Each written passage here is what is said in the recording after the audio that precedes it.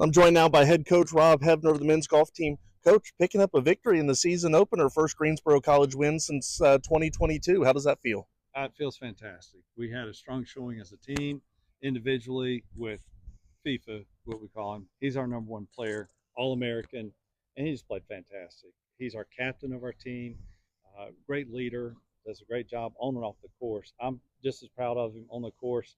Yeah, great player, but off the course, he's a 4.0 student. That's probably where I'm even more proud of him. Coach, you and I were talking just a few moments ago, and you said that every winning round of golf has that one championship shot, and you were telling me about FIFA's. You share it with us again? Yeah, absolutely. I was walking with him, and at the point in the tournament, he was 2 to 3 shots ahead, and you could tell this is the moment where you got to step up and hit a shot. It was the number 2 handicap hole in the back nine, 15. He had about 213 into the wind, uphill.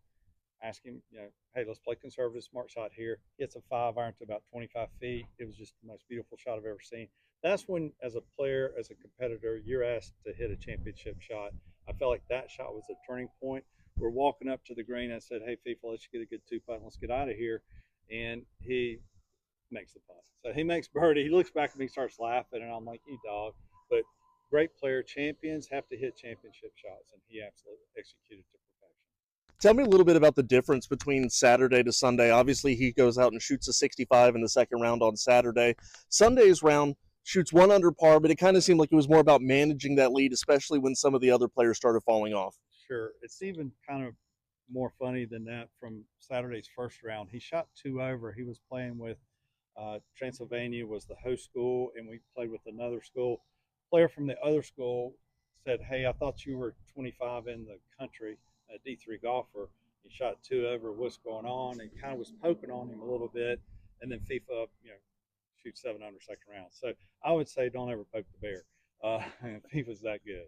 So the second day, when you're out with a lead, he had learned from the year before. He pressed a little bit, got ahead of himself, started thinking about the outcome, and I really calmed him down. Nothing I did, I never hit a shot, but it's just kind of keeping him distracted so he stays in the moment.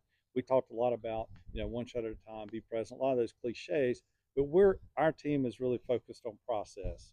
So, understanding your pre-shot routine, you step over a decision line and you have full commitment. We want you to swing with freedom, and I think he did that all day. So very patient, knows his moments, and he still shot under par. He was the only player for the tournament to shoot under par, 6 under. That's pretty doggone good. Well, let's talk a little bit big picture here. Obviously, you guys received some votes in the preseason poll, and then coming out here and obviously FIFA with the big statement win in the opening week. How does this set you up for the season and your expectations going forward? Well, I started the year by saying, look, we're in the conference with the behemoth, right? National champions, Methodists. They're the best team in the country. They have 5 All-Americans, so they can pull and choose when they pick teams. It's pretty tough to beat them. My expectation was let's handle our business and let's win an invitation to nationals. So immediately that gauntlet's thrown down to the players. We're all working hard. We're out here today, Forest Oaks, to protect our home turf. We have a tournament here in 2 weeks. My goal is just to keep us moving forward, stay on track, but again, pay attention to your daily tasks. You build, you stack good rounds, you stack good processes, and success will be there at the end. We're not focused on the outcome. We're focused on daily routines and build it one shot at a time. But the goal is to make it to the nationals as a team. FIFA made it as an All-American last year. He was our individual, went to nationals, NCAAs. This year, our goal is to make it as a team. Whether we're the conference champion from USA South or we go as a team invite, which we'll take it either way. A lot of new faces on this team this year, a couple of transfers, a couple of freshmen. Tell me what you've seen from them so far. Yeah, a lot of best thing about it is, first of all, I have great student athletes. We had a 3.29 GPA last year. We're going to do that or better this year. That's my goal. First of all, let's make sure we have good student athletes. Second, we have good men. The players and the coaches come up to us after the round and say, we look forward to playing with Greensboro College when we see you guys are on the tee sheet with us because we know you're good men. Third, competitors, I think our guys are focused on learning how to play golf. They come from high school programs. Sometimes it's a little bit different. 36 holes on a Saturday, they're not used to that. So getting that experience, we took a freshman to Kentucky. We've got guys that like to compete, and that's what FIFA said. He really enjoyed watching these kids on the range, young men on the range, learn how to compete, and they're practicing. And you know, coach has to do a few things with them, but I love when they come to me and say, "Where's the next practice? What are we doing?" So we've got guys that want to compete, and that's what we want. You said defending your home turf. Obviously, a couple weeks from now is the tournament here. Tell me a little bit about what things you saw from your guys this past weekend as a team that you liked, and what things do you hope to try to shore up over the next couple of weeks? Great question, and that's kind of what we're doing. Some drills today. Our main focus, again, like any true golf coach and golf team, you're going to assess your strength and your weaknesses. Hey, we drive the ball well. We've got good kids that can drive the ball. What we will continue to work on is our short game. So chipping and putting has been our weakness in the past. Our par five scoring average was a little bit low, and that's usually chipping and putting. You miss a green going for it on par five, be able to get it up and down, make that birdie. Um, so again, I tell anybody amateur player, you're going to get better by learning how to chip and putt. So college kids are playing competitively, we need them to chip and putt better. So we are doing some drills. We do a hurricane drill that we work on with our putting, and we do some chipping drills, just some games and have fun. We like to compete against each other. I think it builds that camaraderie. Right now, I see a lot of good support from the leaders. Our captain, of course, FIFA, is going to continue to drive that.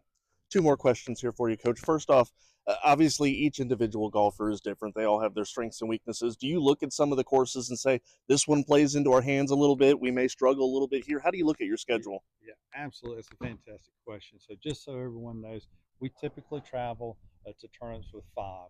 So you take four scores. So four of my players will qualify on their own merit during qualifying rounds. We take our top four scores.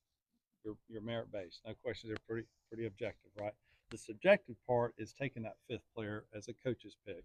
And how I do that is just what you said. Sometimes you assess a player that hits maybe, hey, this player hits a nice high fade and controls his ball flight. Okay, that's great on a certain course. Probably works well. We play the Guilford, the O'Brien Invitational at the end of October. That would be the course I'd want someone. That's a target course.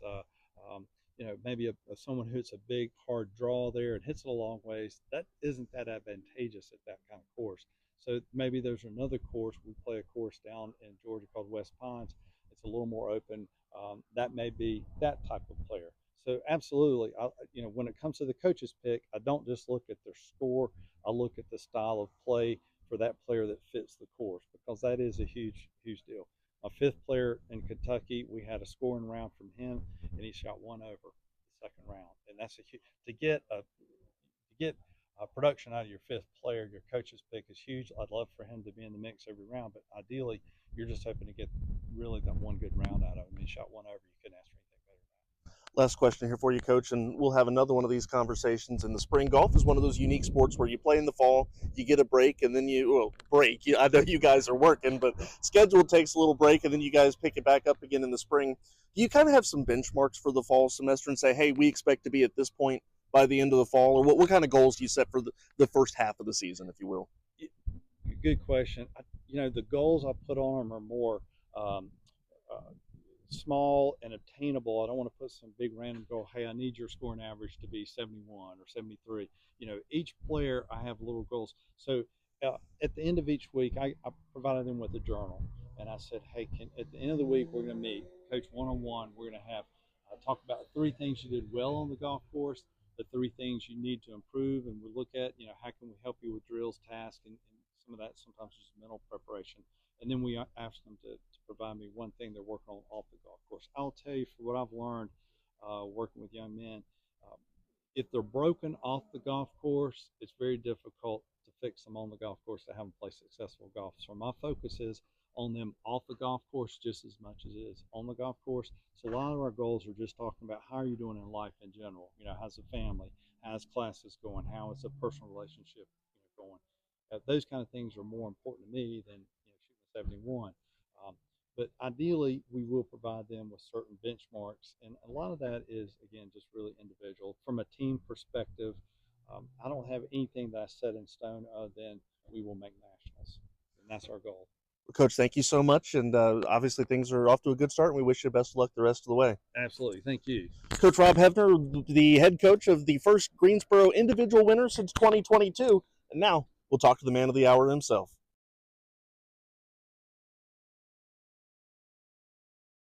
As promised, I'm here with FIFA Chankarn, the winner of the 2025 Transylvania Invite. It's crazy to think the last guy that won that for Greensboro was the exact same tournament back in 2022. Oh, But how yes. does it feel to pick up your first win? I mean, it feels unreal. I mean, it just feels great. I waiting for like 3 years in my college experience, and then I I won a I won a national championship with Sandhills, but I never won the medalist. So it feels nice, feel great to be winning. Yes. Last year, you were so close to picking up a couple of different wins, and I'm Yes. sure it had to be a relief to say, hey, finally got that one checked Yes. off. Well, yeah, it is. I mean, last week I saw Tommy Fleetwood. He's my inspiration player. So I love him. I love to watch him, and I saw him miss a couple chance that he can win it. So and I did almost the same thing last season, and then I saw him won last week. So I'm like, it's probably my week this week. So yeah, and I just got it done. Yes. I love that Tommy Fleetwood picking up his first win, and how about that winning the PGA Championship? Oh, that at was the same time. That was awesome. Yeah, I was like the week after he won it, and I know I got a chance every week, but yeah, it feels amazing. It's special. Yes. Tell me a little bit about. Obviously, you started things off with the 74 in your first round, then absolutely on fire. Round number 2, you shoot a 65, including I think it was 4 straight birdies in a row, 9 Yes. through 12. Yes. Talk to me a little bit about just how that feels to be in the zone. Surely it feels like, man, I can't miss a shot right now. Yes, I mean like it was a tough first round since all the grass is bent grass that's playing over there green, and then he has like all the Bermuda grass, so it's a bit different. So I struggled with my putting a little bit under my first round, and then second round I kind of figure my putt out and start lowering some putt, and then I'm just keeping making it. I mean, I just kind of keep it on my lane, try to play some good golf, and then yeah, I'll be able to make it. So yeah, I feel nice. The final round, obviously, I'm sure you were aware of what everybody else was doing in the leaderboard. Yes. How were you able to stay focused and not worry too much about what everyone else is doing and just play your game? Oh yes, yeah. I want to talk about this thing. I mean, it's tough. Even I just talk to myself like it's another day of golf, another round of golf, but it's still hard for me to think it that way. So I just one shot at a time, and I keeping hit the ball, and then just hang in there, and yeah, and believe in myself, and yes. Was there any moment where you thought to yourself, okay, I think I got it? Oh yeah, I think my coach talked about it, that the shot on 15. I mean, I was doing okay for the overall round until 15. I watched the leaderboard score. Score was tied at that point. I was like 600, and another guy was like 500, and then it's a tough hole on 15, toughest hole in the golf course. I just try to make a par, try to hit fairway, and then hit the green, and then I was thinking like if I made 2 putt par, I would have beat all the field by like half shot or 1 shot, and then I able to pull some amazing shot. I drained a 40-footer for birdie on 15, and then that moment I know that I can do this. I can win this.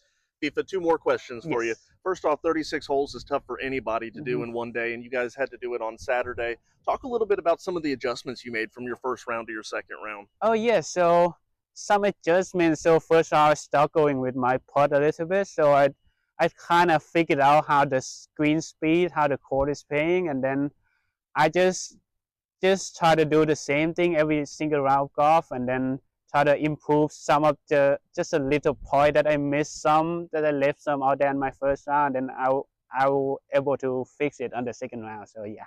Last question for you. Yes. Obviously, you were a Division III All-American last year and Yes, finalist for the Gary Player International Player of the Year award. And now you've won a tournament. So tell me about some of the goals you've set for yourself the rest of the way this year. For the goals, yes, I try to make All-American again, try to get to the national. I mean, I told to my teammate that I don't want to go by myself. I want all my team to get there with me. So it feels nice. Feel nice to have experience there at the national, at the NCAA championship. So yeah, so I have that experience to tell my teammate to get there with me, and then yeah, it's gonna be a nice season this year. So I aim for that point, and then yeah, and then let's see how things going. Yes. Expectations are high around men's golf this year. This man right here is one of the reasons why the 2025 Transylvania Invite champion, FIFA Chankarn.